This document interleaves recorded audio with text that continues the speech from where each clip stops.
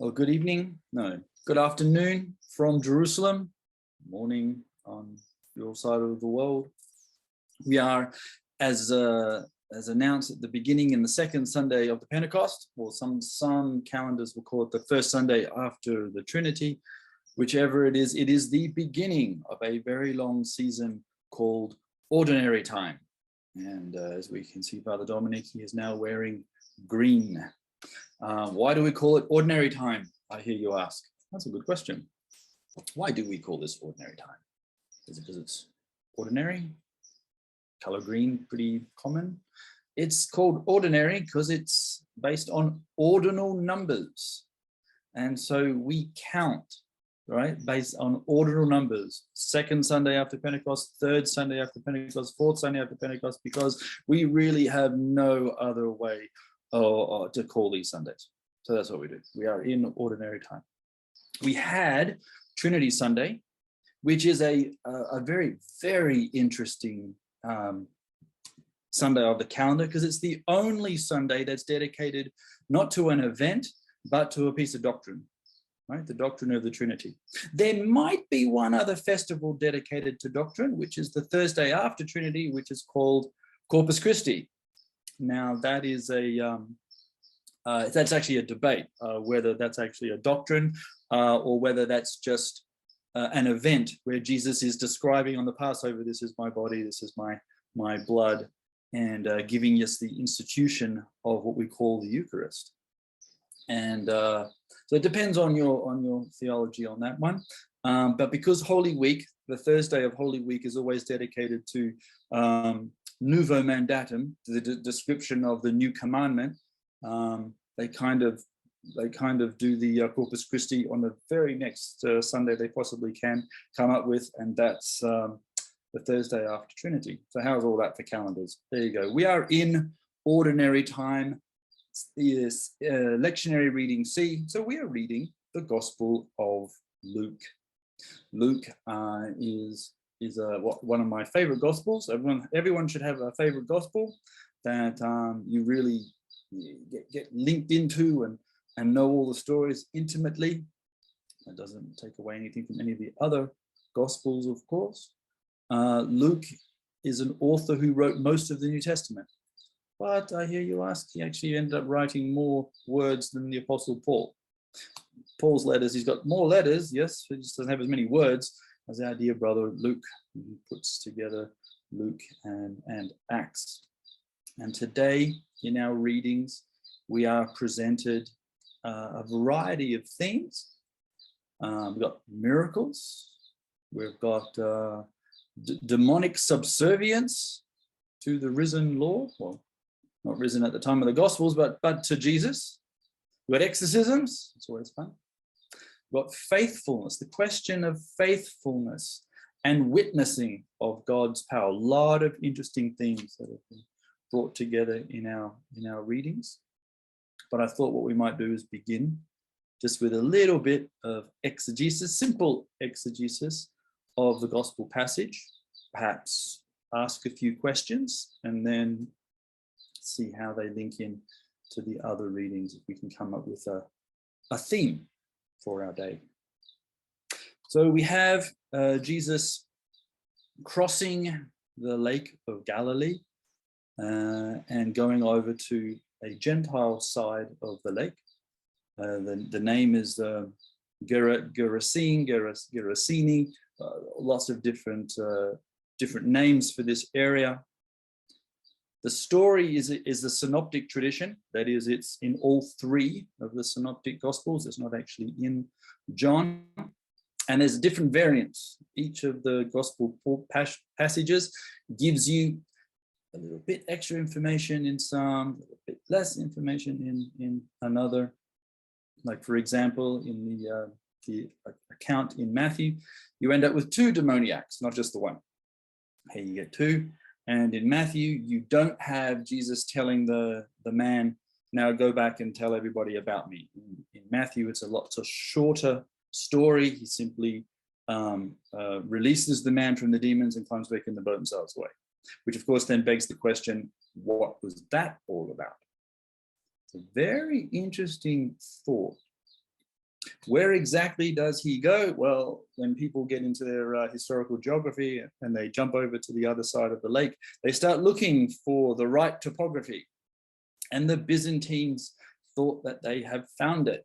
So they built a really nice church at a place today that we call Kursi, which is an Arabic derivative of Gersini. And it's a nice place because it actually does, the mountains slope all the way down to the shore. So you can easily stand in this area, look up on the fields, sit back and think, yeah, I can see a herd of pigs up here. And I can see exactly where they ran down into the shore. What is Jesus doing going over to this Gentile side of the lake? I mean, after all, when they asked him, what have you come to do? He says, I've come to the lost sheep of the house of Israel. Well, there ain't any lost sheep of the house of Israel on this side of the mountain. Okay, this is one of the Decapolis areas. The Decapolis were a bunch of Greek city-states that were created by the Romans that became like a buffer zone between the Roman Empire and the Sasanian Parthian Empire, and which these two empires were constantly fighting each other. The Romans, when they had conquered the area, they kind of had a look and went, yeah, it's not bad. It's not really worth that much though. So they didn't really want to stay. So they put their army in Jerusalem. It was the 10th Roman Legion. And then they built these sort of Greek city-states and said, you guys take control of the area for us. And we'll just do trade deals with everyone and make lots of money. The area was impure by Jewish standards. That is, it's Gentile. These Gentiles are not keeping Jewish cleanliness laws. They're certainly not worshiping the God of Abraham, Isaac, and Jacob. They're a bunch of pagans, heavily embracing the Greek and Roman pantheon. And obviously their diet is not one that Jews would probably feel comfortable in eating. Pork was very much a staple in the ancient world. Why? Because it was really easy to raise. I mean, you can throw anything at these pigs and they'll eat it, right? And you don't have to keep them clean. In fact, the dirtier the better. And they're really big and you can eat just about every bit of it. Especially if you're Chinese, man, they can make every little bit of it taste good. That's the reason why Adam and Eve weren't actually Chinese. Did you know that? Because they would have seen the snake and started eating it and went, well, this one actually talked. It would have been a very short book. So what do you think the disciples were thinking?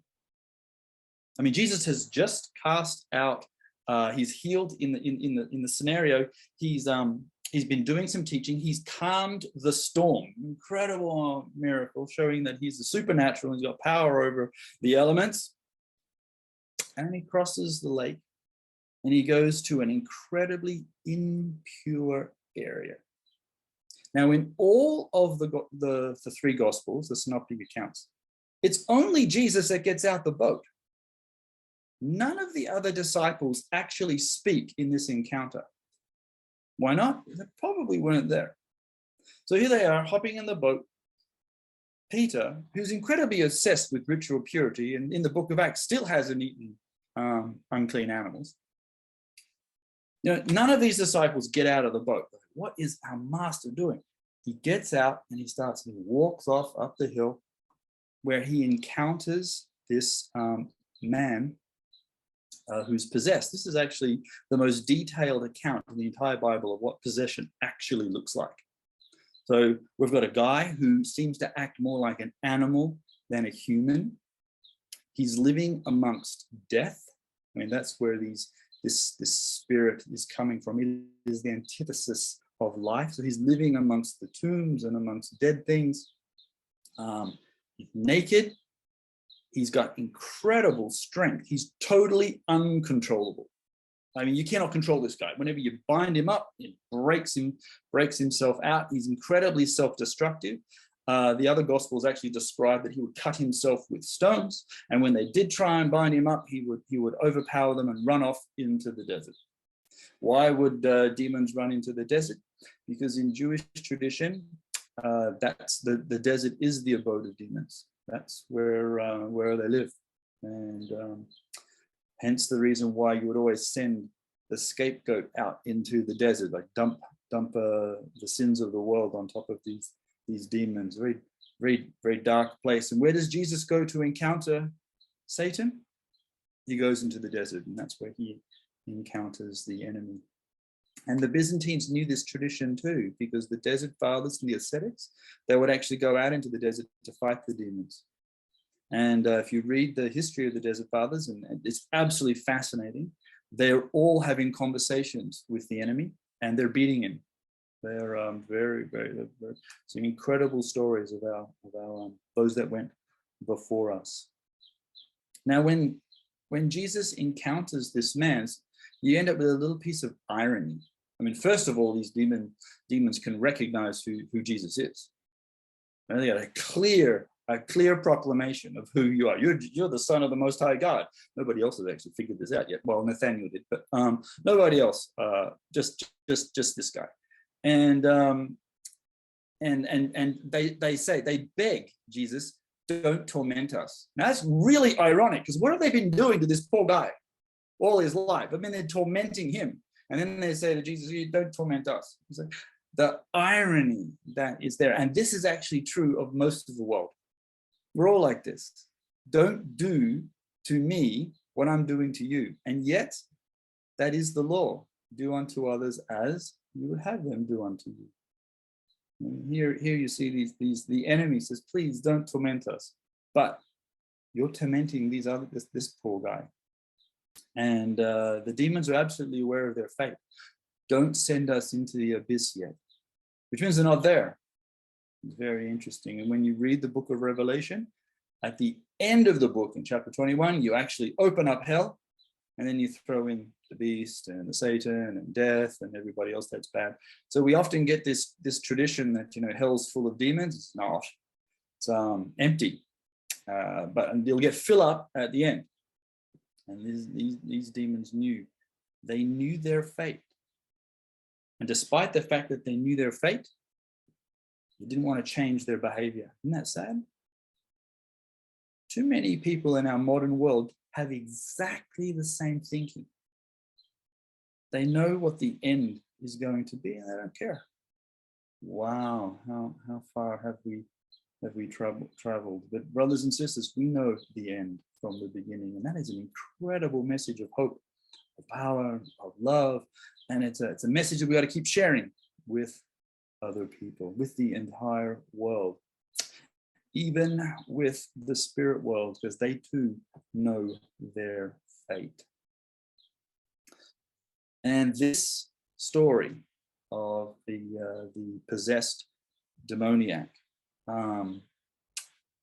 really can drive a wedge through the animal rights movement, because Augustine, okay, our beloved church father, wrote a great book, by the way, City of God. He also looked at this passage and said, see, animals don't have the same rights as humans. Yep, this is where he got it from. He said, Jesus is going to get rid of the demon from a man, and we'll put him in pigs. So they can't have as much value as a human, which is true. They don't have as much value as humans. We have control over them. But anyway, it's an interesting thought. So these pigs, now possessed by demons, charge headlong suicidally into the lake. And I could just imagine what the disciples were doing when they're sitting in their boat. They've just sailed across the boat. They've watched their master get out and go to an unclean area, and they're sitting down going, why would our master have wanted to go to this unclean area? A bunch of Gentiles. They don't believe in nothing. And then they look up and they see this absolute herd of pigs coming down their way, and then drowning and then floating and bobbing right next to the boat. Peter's like, oh, it's horrible. He looks up. Jesus is constantly walking back. And Peter's like, Master, what the heck are you doing? I mean, look at all this now dead, unclean things. I mean, I don't know what to touch. And Jesus is now followed by a man completely clean from his affliction, begging to follow. Please, Lord, let me come with you. And what does Jesus say? He does something incredibly interesting. He turns around and says, no, you go back and you tell everybody else about me. Didn't tell Jews to do that. Every time he healed Jewish people, he said, no, shh, be quiet. And you're like, what? Okay, Jews got to be quiet. They got to shut up. But Gentiles, they can be as loud as possible. What is going on here? It does demonstrate a little bit about different ministries to different people groups, right? So for Gentiles, they knew that this man was demon possessed, and now that he's free, and they knew that a Jewish guy did it. So the God of Abraham, Isaac, and Jacob healed this guy. None of their gods. So they had to have a great opportunity for witness. In Jewish circles, we believe in God. We believe he does amazing things. We believe he heals people. He opens up the eyes of the blind. He's incredibly powerful. He can slay people and rescue. But if we start turning around and say, this guy's the Messiah, look what he does, they will turn him and try and make him a human king. We see that happen in the Gospels many times. So for Jewish people, Jesus is like, no, calm it down. I really got to teach you what type of Messiah I am. But the Gentiles, no, you can go off and go nuts. And we have to be careful in all of our witness to different people groups. We do have to be culturally sensitive. We have to understand language and not just stand on a soapbox and hand out tracts and think that's going to get people saved, because that might work in certain parts of the world, but it certainly won't work. Certainly won't work here. So I just came back from sunny Amman, Jordan, and so I was with a synod meeting of Lebanese, Jordanians, Iraqis, Iranians, and Jordanians, Palestinians, and a few Israelis. And the anti-Israel, anti-Jewish sentiment was high on the agenda.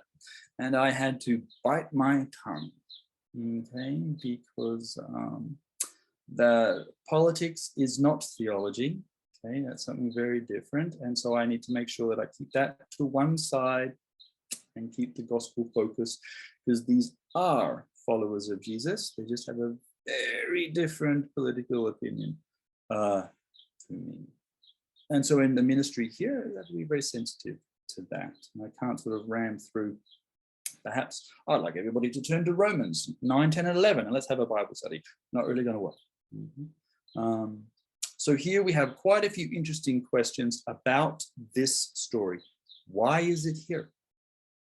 What's the great teaching that Jesus gives people? There's none. There's no dialogue between Jesus and his disciples. What theology are we learning? It's in all three Gospels, so there's something. So I want to sit on that for a little bit, and I want to link in some of the other readings to see if they can help us in our thoughts on the text. So we'll have a look at the King's passage.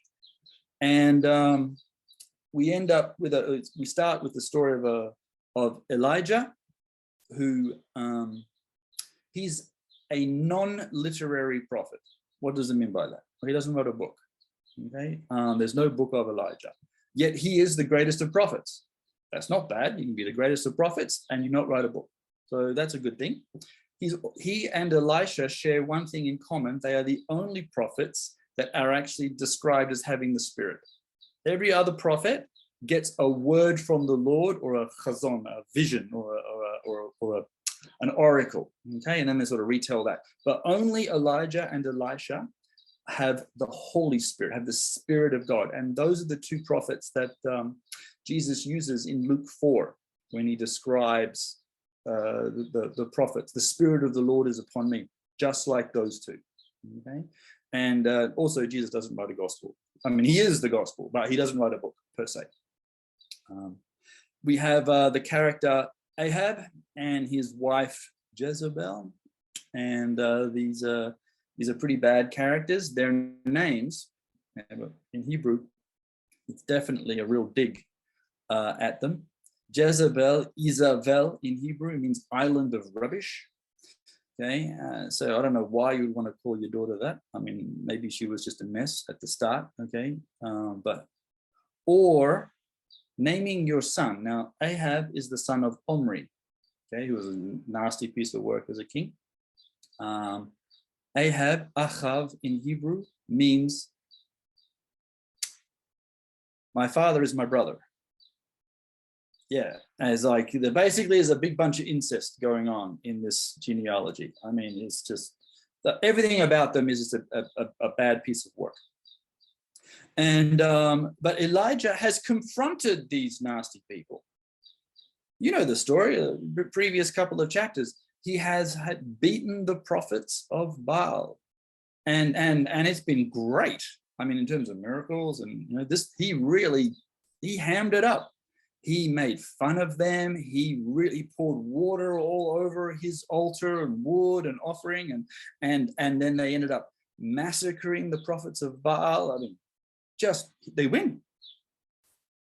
And yet, even having seen this miracle, now we find our prophet, who's full of the Holy Spirit, is anxious and afraid. And he runs. Why would he run? Why didn't he just turn around and say, I'm actually marching into the palace of Jezebel. I'm going to keep going. We're cleaning house now, Lord. Something happens. And it's a great lesson for all of us, brothers and sisters, because it shows us once again that miracles don't save us. They're great. They're absolutely wonderful. God is miraculous. God works miracles. Miracles are seen all over the world, all throughout history, and we will see them in the future. Yet, here are the words of Jesus. Blessed is he who believes and has not yet seen. I saw a miracle. Fantastic. Absolutely great. Just be careful though, okay? Because that's not what saves you. Because when trouble comes, when anxiety gets us, when pressure's on, no one clutches at a miracle. They don't say, oh, I remember when the Lord spoke to me 3 years ago. I'll be fine. It's actually very rare. It should happen. We should be encouraged by miracles to each other, but something happens. And here we see the prophet run. Now, some of us, especially here in the Middle East, we get we see a bit more of the miraculous than perhaps other people might see in the West, particularly amongst the Islamic world. Okay, a lot of Muslims will be the ones that will hear the voice of heaven, will have dreams and visions. When I will now share something a bit more personal, which is not normally what I do. I don't normally talk about myself. I'll leave that up to other TV evangelists. But the first time an Arab guy walked up to me and said, I had a dream. I was told to come here and someone would tell me something. Allah told me to come here. The first time that happens, you get these little goosebumps all over you. You have no idea what to say, right? You look to the sky and you go, well, it would have been nice if you told me he was coming. Because I actually don't know what to say. And then you start thinking, yeah, I do. I know the gospel. What am I talking about? I know exactly what to say. So you go, so that happens all the time. So now when it happens, you just don't blink an eyelid. You just say, go grab some coffee. I'll tell you what Allah told me to tell you what to say. We had a conference just recently called the Crossroads Conference, and we brought Iraqis and Kurds and Iranians, and for a week-long discussion where we asked each other, each different community, what is Jesus doing in your lands? And we heard some amazing stories, and they've been absolutely great. But my favorite is always going to be a Kurdish gentleman whose name is Ali Pektash. Google him if you like. And he went to Mecca on the Hajj. And he's a good little Kurd. He's a good Muslim. And when he got to Mecca, he had a vision of Jesus. And he thought, hang on, I've obviously not had enough water. I'm enraptured at being in the holy city of Mecca. I'm on the Hajj, I get rid of all my sins. It's going to be fantastic. So I'll just drink some more water, go to bed, I'll be fine. And next day, when he gets up to do his little 7 laps around the Kaaba, the little black rock that's in the middle of Mecca, he has another vision of Jesus while he's walking around the black rock. And he can't ignore it. It's like, who are you? And then Jesus says, I'm in the Quran. And in the Quran, it says 3 times in the Quran that Jesus is the Messiah. It doesn't tell you what type of Messiah, it doesn't say how we got the Messiah. The Quran is just borrowing, from Jewish and Christian sources. And so he said he goes back to his hotel and he gives his life to Jesus then and there in Mecca. And when he comes back to Kurdistan, his friends say, Ali, Haji, how was the Hajj? He goes, oh, great. I became a Christian. That's not normally what you want to hear from a Hajj. But they happen. Now, miracles remind us that God is faithful. He's the one that's powerful. He's more powerful than nature. He is supernatural. And as well as being powerful, as well as being dynamic and thunderous, where does he meet Elijah, who has seen God be powerful? He meets him exactly where he's at, which happens to be underneath a tree, wishing that he wanted to die. Okay, so he meets him physically at the tree. Spiritually, I'd like to die, please. And he sustains him and he brings him to Horeb. And again, now you get this different play, which brings me, we're going to lead us into hopefully the epistle. What is Horeb? The mountain of Horeb. Well, Horeb is the most common name for Mount Sinai in the Bible. In fact, it's actually called Horeb more times than it's called Sinai. Same mountain. Okay, so where does Elijah go? He goes to Mount Sinai. And what happened on Mount Sinai? Well, you had thunder and you had lightning and you had the whole Cecil B. DeMille, picture of Val Kilmer coming down off the mountain, or Charlton Heston. Somebody came down off the mountain with fire and lights and stuff, and it was all absolutely fantastic. And God gives the Torah. But this time is a little different. This time you don't get the power, the earthquake and the shake. You get all that, but God's not in those. He speaks in the still small voice. God speaks in both. He speaks in the power and the authority, but he also speaks in the quiet and the still and the gentle. And we've got to make sure that we don't miss either of them. Sometimes we're so obsessed with the miraculous and the power that we're completely missing the little voice. Perhaps he even speaks in those a little more often. And one thing I like about characters like Elijah is it always reminds me that wisdom is something you learn from failure.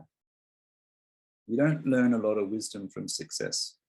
It's great to have a success, but really, it's really when you have a look at ourselves and go, well, hang on, I fell there. Now, why did I fall? You learn a little bit more. And then actually that. So let's not always berate ourselves. And certainly the Lord didn't berate Elijah. He picked him up, sustained him, encouraged him, and sent him back to mission, which is a good thing. And so hopefully, trying to bring it all into a bit of a conclusion here, and adding in some thoughts from the epistle.